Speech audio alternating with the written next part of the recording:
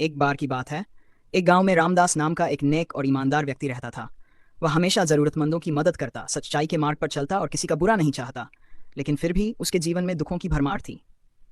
दूसरी ओर उसी गांव में रघुनाथ नाम का एक धूर्त और लालची व्यक्ति था, जो दूसरों को धोखा देकर, छल कपट करके धन कमाता था। आश्चर्य की बात यह थी कि रघुनाथ का जीवन ऐशो आराम से भरा था, जबकि रामदास कठिनाइयों से घिरा रहता था। रामदास के मन में यह सवाल बार बार उठता, मैं सारा जीवन अच्छे कर्म करता हूँ, फिर भी मुझे दुख क्यों मिलता है, और रघुनाथ जैसा पापी व्यक्ति सुखी क्यों है। अपनी इस दुविधा को सुलझाने के लिए वह गांव के एक ज्ञानी संत के पास गया और अपनी पीड़ा व्यक्त की। संत मुस्कुराए और बोले, बेटा, मैं तुम्हें इस प्रश्न का उत्तर एक कहानी से दूंगा।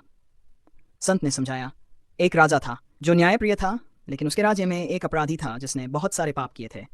राजा ने सोचा कि उसे तुरंत कड़ी सजा देनी चाहिए, लेकिन तभी मंत्री ने कहा, महाराज, उसे थोड़ा समय और दे दीजिए, हो सकता है वह अपनी गलतियों को सुधार ले।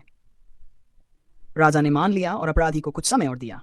दूसरी ओर एक सैनिक था जिसने हमेशा ईमानदारी से राजधर्म निभाया। एक दिन युद्ध में वह घायल हो गया और उसकी मृत्यु हो गई। लोग सोचने लगे कि जिसने जीवन भर सेवा की उसे मृत्यु मिली, और जो अपराधी था उसे समय मिल गया। लेकिन राजा जानता था कि सैनिक ने अपने कर्मों का फल पा लिया और अपराधी को अपने कर्मों का फल भविष्य में मिलेगा। संत ने आगे कहा, रामदास, यह संसार एक कर्म भूमि है। तुम्हारे पिछले जन्मों के कर्म भी तुम्हारे वर्तमान जीवन को प्रभावित करते हैं। अच्छे लोगों को कभी कभी अपने पिछले जन्म के कर्मों का फल भुगतना पड़ता है, जबकि बुरे लोग अपने अच्छे कर्मों का बचा हुआ फल भोग रहे होते हैं। लेकिन न्याय का चक्र कभी रुकता नहीं।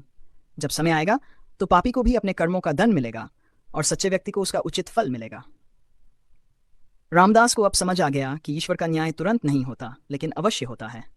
उसने धैर्य रखा और अपने कर्मों में विश्वास बनाए रखा।